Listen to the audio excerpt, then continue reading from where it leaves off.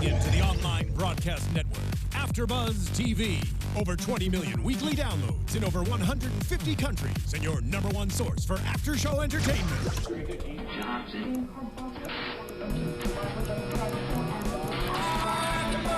AfterBuzz TV, the destination for TV superfans.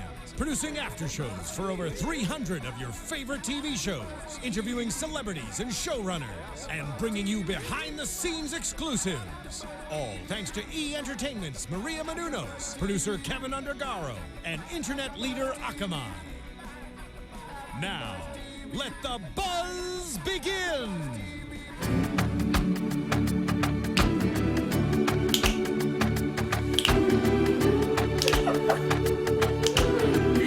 This makes me unbelievably happy. For anybody who doesn't know what music is playing right now, this would be the Free Willy theme song, which seems appropriate for this episode of the Star Wars Rebels After Show here on AfterBuzz TV, covering Season 2, Episode 13/15, depending on how you're counting the episodes, The Call. And it's very appropriate because if any of you are familiar with the plot of Free Willy, it's about the bond between an orphan boy and a whale. And the adventures therein. And the adventures that they have, and the fabulous Michael Jackson music. The terribly scripted adventures. Yes, exactly. The movie. Yes, and about other people not understanding those whales in the way the orphan does, which is very much what the so much plot. So that he's a better trainer than the trained professional. Don't ever release a trained whale into the wild. They don't know how to survive. Yeah. Free Willy, don't. So Free basically, Willy, don't. Yeah, the moral of the story in Free Willy, don't do that. It's not. I will say, not a good though, thing. I was slightly disappointed that this episode did not end with Ezra standing on that platform with his hand up in the air as the whale soared overhead. I'm slightly disappointed in you, show. Totally We agree. definitely had the moment where he was suffocating and the whale saved him, though. Like, Yeah. that was a thing. Yep. That was a beat. Yep. I mean, yeah. We'll get into the similarities. Jesse didn't see the universe.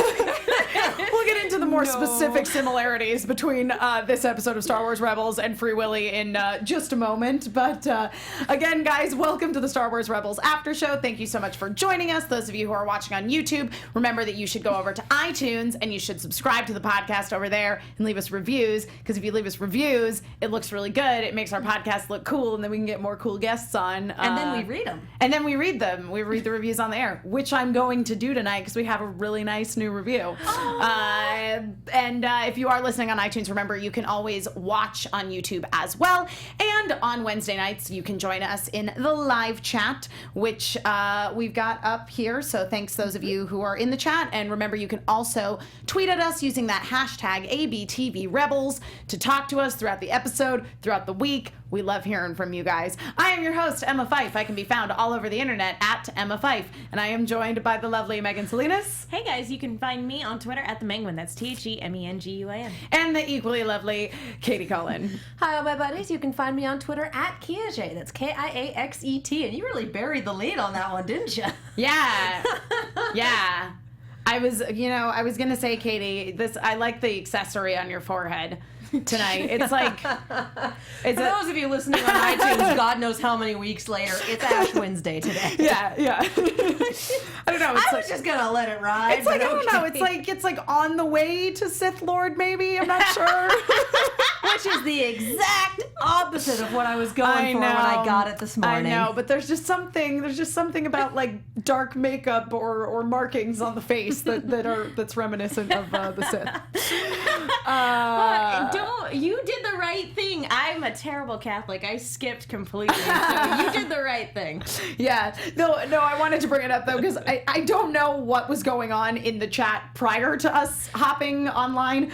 But basically, Mr. Goku Jr. 12 in the chat had said something about, am I the only person that thinks it would be hilarious to see like a miniature child Sith Lord? They said something about a 4-foot-tall pubescent Sith Lord, and someone else replied, "Why? We already have Kylo Ren." Oh! Yeah, well Bless done. you.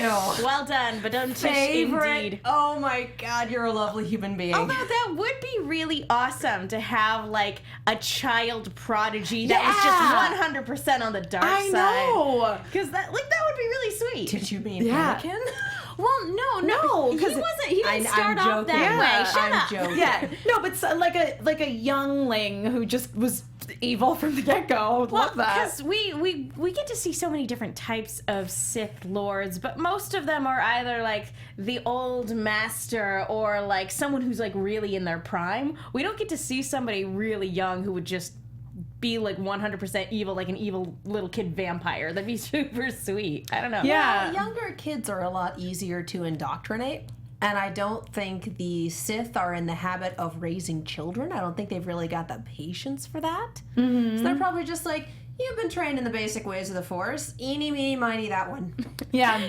Yeah, well, and it just sort of while we were on the topic of kind of the dark side, which is not really part of this episode at all, but just something I wanted to address because, you know, one of the things going into this season that, you know, we're seeing and that we've seen kind of sprinkled throughout Star Wars Rebels, like Ezra's slight pull to the dark side. Yes. And basically, the Xehanorto in the chat was saying with Ezra's deeper connection to the Force, because, you know, basically he's continuing to grow stronger throughout, and I mean, we assume his connection with the Purrgil in this episode was Force-related and not just space whale. Not just magic. whales. And not just 90s kid protagonist. Yeah, exactly. Are Magic. we sure that it wasn't, though? Because this was extremely 90s, from the bickering parents I know. to the... To be fair, we did. Just play it again. Play it again. Playing Free Willy again. We've got it on the screen up there, and we're all just extremely happy right now. To be fair, we actually don't know. It probably is just 90s kids' powers, but assuming it's the Force, Xehanorto was wondering, will we see a stronger temptation for him to go to the dark side since, you know, as he becomes more indoctrinated in the Force himself? I think that entirely depends on his relationship with the rest of his team/family. Mm-hmm. I think that as long as they stay together, that his pull to the dark side it's not going to be as tempting. I totally agree with you, Megan. I had not really thought of that before, but so much I think of Ezra's journey is really routed in him. It's found family. Yeah, exactly. And him and the idea of keeping the found family together. Yeah. I could definitely see if the family falls apart or if, you know... is forcibly separated. Or- I read One Piece for a long time. We spent 2 years with the crew separated. 2 years so, apart. Or I can see that going poorly. Or if somebody dies, or if he gets separated from them and has to, like, live on his own for a while. Yeah. Then I could Kidnapped by the Sith. That could happen. I was going to say, and I think that it would be more likely for him to go dark if the rebel crew let him down in some way. Yeah. Or You know if what I he mean? thought they did. Yeah. Well, and we know from his Jedi mind journey from season 1 that his biggest fear is that he doesn't really belong with them. And I don't know if that's still carried over through this season. Yeah. Because they do fit so well together. They are very much a family. But for a while there, he was really afraid that, like, even if they didn't necessarily hate him or dislike him, they were just kind of, yeah, he's just here. Yeah. We don't really need him per se, but he's useful. He's hanging except for when he's around. not. Yeah. He's hanging around. He takes up a bunk. You know. He's like the stray present. cat. He's like the stray cat that you feed, but you're not really your cat. And you're not really heartbroken when they don't come back. Yeah. That sort of thing. But what I find interesting is, and again, it's to emphasize his, you know, growth with the Force and his connection to other things via the Force. But he seems to have a very interesting connection that other Jedi don't really have or don't take to as quickly. He has a connection to animals, and if he does go to the dark side, is there any chance he could become like an evil beastmaster? That's kind of what I was thinking. I was like imagining an army of Purrgil just like attacking and like Sith Lord Sith Lord Ezra. Sith Lord Ezra. just keep thinking of Radagast. Well, everyone in the chat right now is talking about the Loth cats, and Hassan Yosef referred to Ezra as Ezra Lothcat Whisperer, and Renji90998 says Ezra is Dr. Doolittle. See, I'm loving Mr. Goku Jr. saying Anakin needed a Zeb in his life. Oh, he did. He had a Jar Jar. Oh, downgrade. Whatever. Or He had an Obi-Wan. He has no right. No, you're right. excuse. He did have an Obi-Wan. You know what? To me, the fact that Anakin went to the dark side with Obi-Wan as his He mentor, was kind of doomed from the get-go, he must have wasn't been he? doomed from the get-go. Yeah, this is like, the whole nature versus nurture argument. In this case, nature took the reins. Well, I think that Obi-Wan needed to be more of a master and instead was kind of acting like parents who want to be friends with their kids. Yeah, well, So- okay. Well, and compare that to Obi-Wan's relationship with Qui-Gon for what we saw Right, of it. right. It was very, very different. And even I think to some extent in this series, looking at Hera's relationship with Ezra, where and everyone on the Ghost to some extent, that she is very much kind of mom.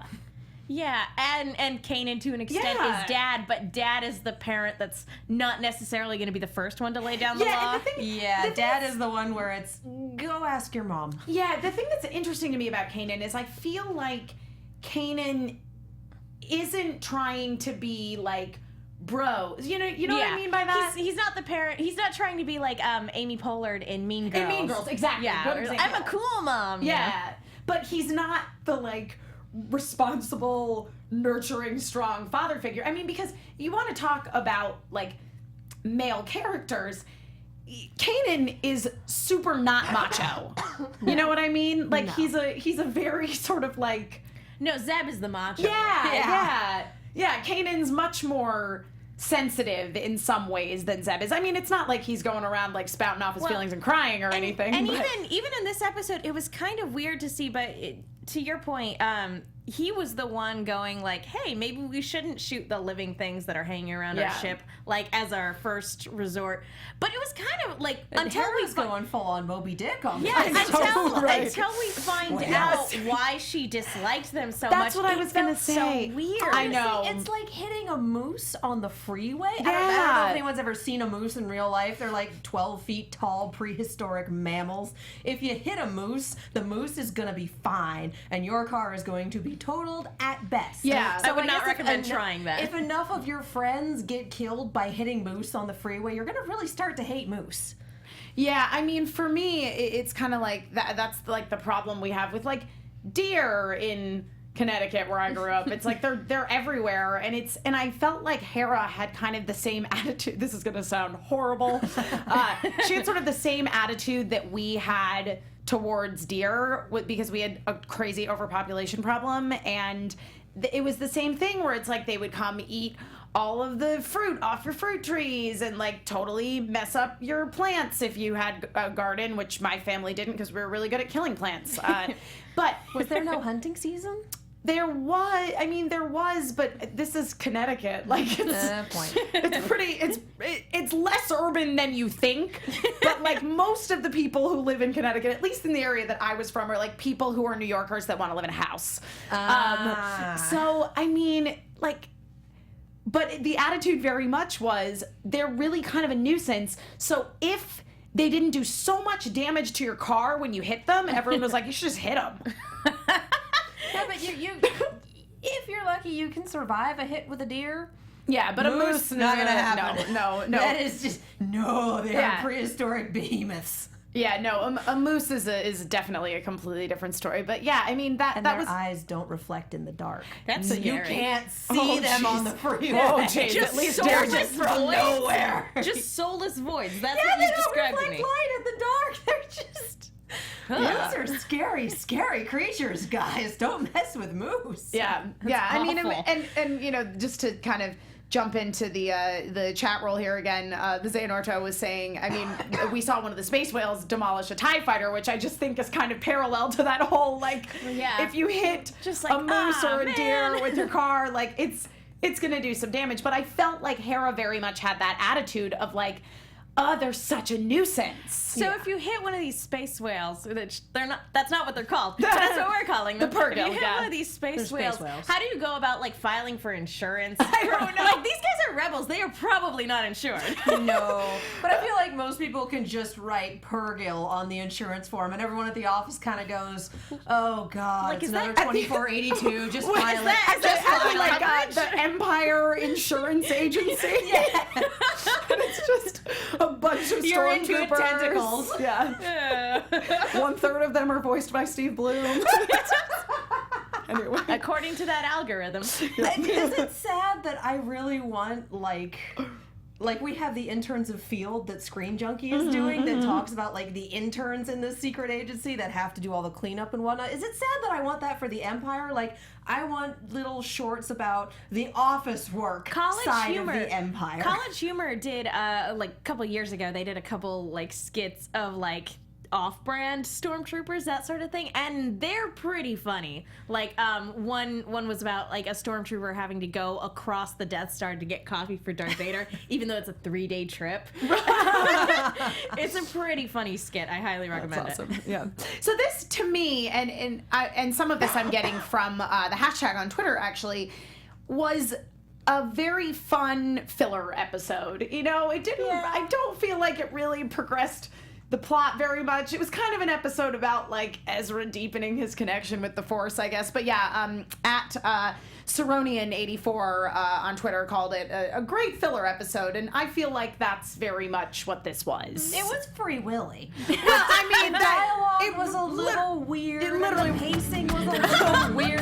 Wait, is that it? Is it every time we say Free Willy, the song will play?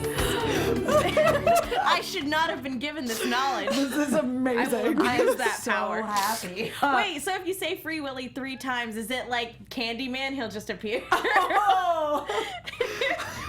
If he does, I don't know. I'm man. gonna be over here to the side. Orca whales are pretty big, so Yeah, we don't have enough room in the studio. Yeah, we might for not that. want to test that theory. I don't think they'd be happy if we broke everything with a whale. Also, killer whales can come pretty far on the beach to get prey and then wiggle themselves back out. Like they don't beach very They're easily. majestic, They're terrifying but they creatures. can be mean. Yeah, dude. They are terrifying, angry creatures. I mean, that. that's like what the Purrgil were. I mean, to be fair, first of all, they were kind of space whale squids. Yeah, they were. They were sperm whales. Yeah, They were really. sperm whales. Yeah, that's kind of what they Tell look me like. I'm wrong. No, I'm not gonna tell you you're wrong because you're totally right. No. But no, like, because we do get the very, and there are lots of stories of like dolphins and things like that, like saving people who are Absolutely. drowning. And so we get that moment, and we hit that emotional beat. But then we also get the moment where they literally chomp on that guy and then drag him down to suffocate, as a wild animal would do to its prey. Yeah. And that's Like, oh, space whales. Oh, this No, is cute. I think this is gonna sound very bizarre, but I think that's one of the things that I really enjoyed about this episode was I felt it was a very accurate portrayal of space whales. Of space whales. Like, I mean, in their natural environment. in my personal Beware experience. the beast below, I guess. In my personal experience with space whales, this is exactly how they behave. No, but again, I mean, it's kind of going back to like Hera having that added. I mean, I would have liked it if Hera had more of a backstory with why she didn't like them. If she had been on a ship that had run into run when she was learning how to be a pilot or something. Right, exactly. I mean, I guess having enough friends who get into accidents and die, yes. that's good A space enough. whale killed my parents. I was kind of wondering, I was like, did space whales kill her family? Why is she so Based mean on right now? some previews we've seen of upcoming all of her family episodes. is Not all dead. of her family's dead. But Although we keep getting the same generic preview. I know. It's driving me crazy. I know. Yeah. I mean, they do show like actual promos for the episodes later, but they don't air it right after the episode no, anymore we have to as they wait were for before. press releases. Yeah, That's not seriously. fun. It makes predictions difficult. It does. It does.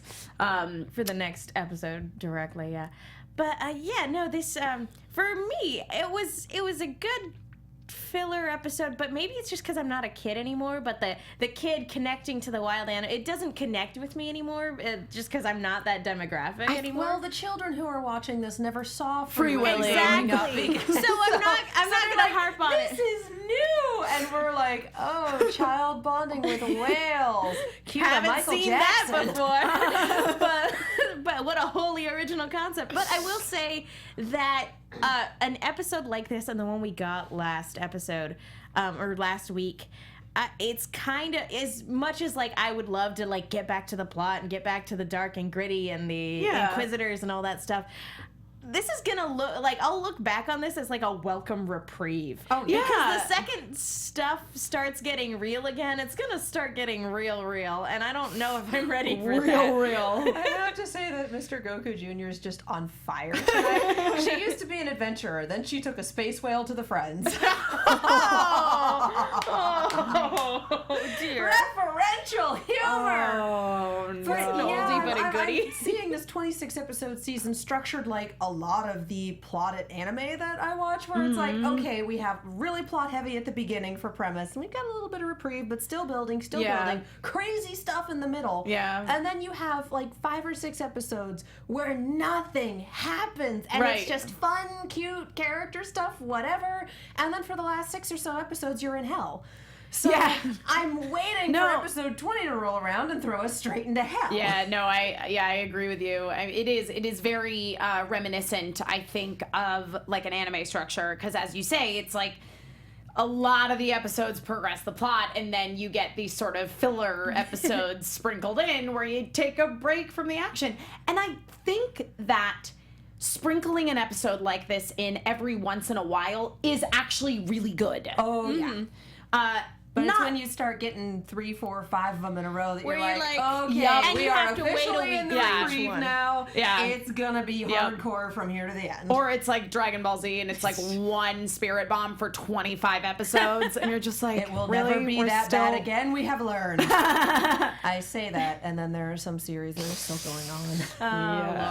Oh, Lord. Speaking of anime, I do want to say it's just that love of like space westerns. Yeah. I really liked where this episode started off, where they're like having to reduce all of their power usage in the ship. Yeah. And like the whole objective is to obtain more fuel from the Empire. Yeah, it was. I feel like, there were episodes of Firefly that were like Out of this. gas. That's exactly what I was thinking of. Yeah. And I absolutely just really good. love Really good episode. the space westerns where like they're just scraping by for their next meal. They're like, okay, we got to get a job so that we can eat tomorrow, and like stuff like this where you have to be resourceful to get like to where you're going next. So you really want another season of Firefly, is what I'm hearing. Or Outlast Star. Or Oh my would be God, better. Outlast Star. I always think of Outlast Star. Yeah, no, I like that. And I think that I feel like it's because of that space opera, space western kind of love that I have, which to be fair, Star Wars itself, especially, like A New Hope and a lot of the stuff in the original trilogy, very, very much follows that kind of idea of the space western. Obviously not as literally as, say, Firefly did, where, most of the inhabited planets that they visited were decidedly Western. Old West. Oh, yeah. But I think that's part of the reason why, like, I connected with Rebels right away.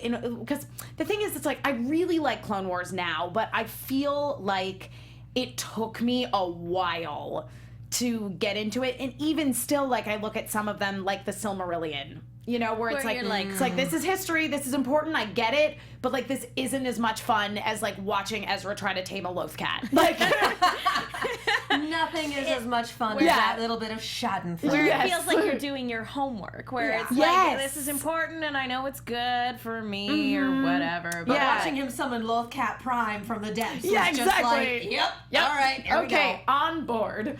We are in it to win it.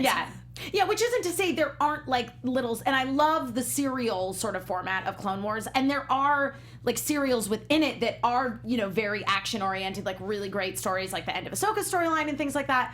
But there are definitely segments where you're like, this is a thing that happened in the Clone Wars. Got it. I wish something would happen. Yeah. Are there Cliff's Notes? No, Yeah, just exactly. call that Wikipedia. Yep, totally. And that's one of the things I really like about Rebels. And this episode very much harkened back to that sort of style that we saw in season 1 of, we have this rebel crew that's like getting by the skin of their teeth out on the outskirts of the universe. And we have enough fuel for a year. Yeah. Now. And we blew up their means to make more. Okay. Yeah. But just side note as a complete segue, loved the design work on Kanan's new Yes! I really enjoyed that. That was great. The problem is he uses that as part of his stormtrooper armor. Yeah, to go he does, and he does. So, No. we're He gonna have to can't do whitewash that We're anymore. gonna have to whitewash that sucker if he wants to use it for stealth. Here's my thing, though. Yes, that too. But why does Ezra's helmet not have a chin strap? I know, right? I brought that up when we were watching the episode. He takes a tumble and there goes the helmet. And I'm like, that's a really good way to die. really terrible helmet. How Yeah. did you not lose it during the whole hell jumper bit Yeah, that we exactly. had? Like, No, what? fortunately, he lost his helmet in a scenario where he was just suffocating instead of suffering blunt trauma to the head and potentially dying. And then, I feel like just the chill way that the whale was like, here's your helmet, dude. You left it on my couch last night. Thought you might want it. Yeah, actually, I know, because he got the helmet back. That's all I can think of is just the whale is like everyone's really chill friend. I don't know. I mean, I feel like the whale could have been a little faster on the uptake to get him back to where he can breathe. Yeah. Breathing. Yeah, because the whales. Here. Because, okay, so here's, I guess, maybe a good thing about the whales is that they have to breathe this, like, extremely toxic explosive gas. It's like petrol gas, basically. And then they Yeah. hold their breath for forever and go through hyperspace. Well, and then I mean, that's, whales, Yeah. they breathe the air. They are mammals, and then they go underwater, so. Was anybody else confused when they went to hyperspace at the end? That No. the whales went to hyperspace? No, I thought that was established at the beginning. that they cross hyperspace. Shoot, Yeah. I lost the word that she used, but they basically wound up. They wound up on the freeway. Yeah. Essentially. Well, and I mean, exactly. And, Well, there's a difference between being a moose that ends up on the freeway and being a moose that can go at freeway speed. that, That's true. But That's you have true. to make an effort to wind up on the freeway. Because, I mean, they basically said, at the beginning of the episode, they're like, the Purrgil were the ones who inspired us to go into hyperspace. And that was when Hera had her whole thing about, like, they're so dumb. Like, that. I guess that does make sense if you hear stories of dragons. Yeah. Like picture like being a little kid and hearing stories of dragons, and even like now, if we were to find out that dragons were real, that'd be sick. That'd be my life. Like, how heartbreaking would it be if you found out dragons were just Scaly Yeah, moose. exactly. Komodo dragon. Right, like, they were just, like, dumb animals that, like, hung out in a cliff. Scaly moose. Yeah. And that would, like, wind up Actually. on the freeway sometimes and do terrible damage to your car. It's like owls. Everyone thinks owls are really wise. Owls are really stupid. Owls are the They're dumbest. so cute. so They're cute, really though. cute, but they are the dumbest of birds. They really super Don't ruin my are. owl fantasies. I'm sorry. No, but it's okay. owls are, it's like when you realize that you're like, but oh boy, Yeah. that explains Owl and Winnie the Pooh, doesn't it? No, I also really love whales. Like, I'm gonna be yeah. honest with you, I was obsessed with whales as a child, and and he appeared. and Free Willy came out at like the height of my whale obsession. So I can't summon it, but you can. I watched this film quite a lot as a child. Guys, do yourselves a favor if you've never seen the music video for the Free Willy song, the theme. You are in for a treat. You just need to. Oh my god! Did you put it up? Did you full screen full that screened song for them? Yes.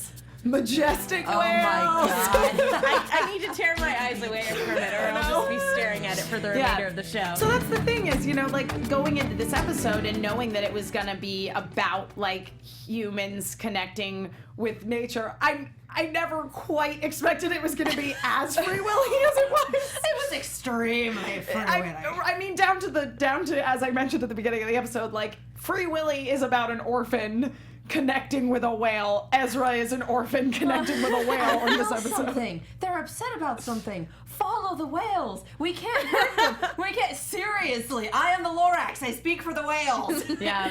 I will say that when this episode was going, even if I was enjoying the ride. I was really afraid that by the end of the episode, it was just going to be this really heavy-handed environmental message about protecting the whales and about not drilling for oil. And I'm really glad that it wasn't that. Yeah, it was just like it came dangerous. It did come close. It came close.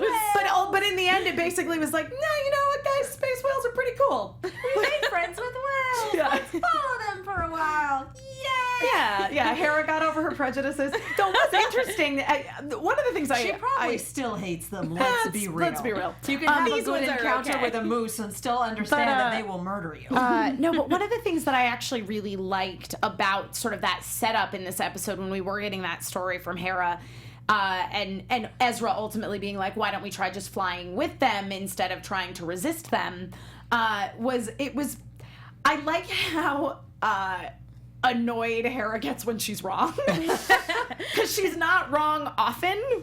And so, like, there was, I think it was Kanan was, like, kind of, he was giving her some crap for it. Like I said, and she's like, I heard you the first time. Yeah, exactly. But that's the thing is, like, I really enjoy that their relationship is very much that of, like, a couple who's been together for a long time, and you know they love each other, but, like, it's fun to see them kind of poke at each other. But, yeah, I mean, again, and you've been together for that long. Yeah. Like, you're gonna find ways of, like, annoying each other because it's amusing.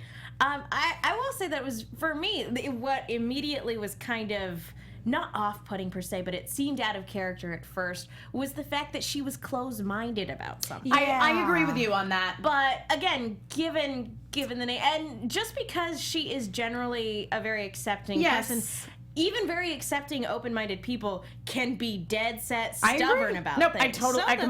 Again, this was a good way to kind of illustrate that. It was just a little jarring to start off like that, though. Just watching it going, literally, like, one of the first things we hear when the episode starts, I was like, where are we? I know. I was gonna say ultimately, though, I think it was kind of humanizing. You know what I mean? Because, like, Hera's such a good character. It's kind of nice to see because as you say, Megan, it's like even the most unbiased, open-minded, good people can still have very set opinions about things that are potentially kind of unfounded, and that's something that Hera, came to terms with in this episode. And I like that, again, it wasn't really preachy, harping on, like, you shouldn't, judge things that you don't know everything about. Like, she just was like, you know what, I was wrong, let's follow the whales. For a little bit. Yeah, exactly. Honestly, I just don't think it was really good writing. That could be it, too. Because it's like, we needed someone to be the person who doesn't like them.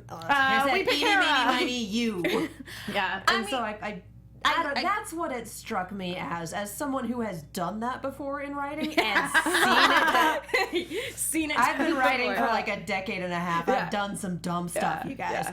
But as someone who's done it and seen it done, if that wasn't the intention, it got way too close. Yeah. I will say that it felt like that at first, but I'll also say that if you don't, like, if you always make her open-minded about everything, then you run the risk of, like, creating a character with no flaws and things like that. Yeah. You don't need to put, like, female characters up on this pedestal. No, you can just let them be characters. Just let them be people. Exactly. Which, Star Wars does very well. But I totally hear what you're saying. Yeah, no, I agree. I feel like it could be lazy writing. It could be, adding some flaws to this really great character, just really even strengthening her as a character. And I don't know. Ultimately, it was a little weird, but it didn't end up bothering me. Yeah. Any other things you guys want to talk about before I shout out to our great new iTunes review? I think we should probably swing into that because we're getting the Let's sign. do it. All right. So on iTunes, we got a new review from Ravenhull entitled "Fun Stuff Alongside the Show." 5 stars. Found AfterBuzz via the Ruby fandom. And have enjoyed listening to fans fangasm to a show that I also enjoy. Still getting caught up. for I only just started watching Rebels a few weeks ago, but glad I can turn around and hear you guys after each episode. Parentheses, now just hoping that they don't go as dark in season 3 as Ruby did. This is still a Disney show. Rooster Teeth has no such compunctions. Yep. So thank you so much, Ravenhole, for your review, and anybody else that wants to leave us reviews. We really appreciate it, and we will read them out on the show. Do the thing with the stuff. Yes. Let's do some real quick predictions and then call it a day. And now, your AfterBuzz TV predictions. Honestly, I'm predicting 2 or 3 more episodes of Fluff and then straight through hell to the end of the season. But that's pretty much all I've got because we got the same trailer. Yeah, I'm with you on that. Yeah, I stand by previous predictions about like terrible stuff is going to happen to Ahsoka. Apparently, I did the Legion of Leia podcast today, and Jenna Bush was saying that some of the episode titles that have been released for upcoming episodes indicate some interesting things. Yep. Things will occur. Yes. The confrontation I'm waiting for is Zeb and Callus. Like Yeah. that's something that like Showdown. in the trailer for that they keep repeating is the thing that sticks out to me. I'm like, that's Agent Callus scrambling while Zeb is standing over him looking very smug. Let's do it. Yeah. And that is gonna be a fun showdown. my chief complaint about this episode: not enough Chopper. You know what? I hardly remember seeing him. You're Body absolutely count right. the robot. I know. Body. Yeah. Yep. And- Yep.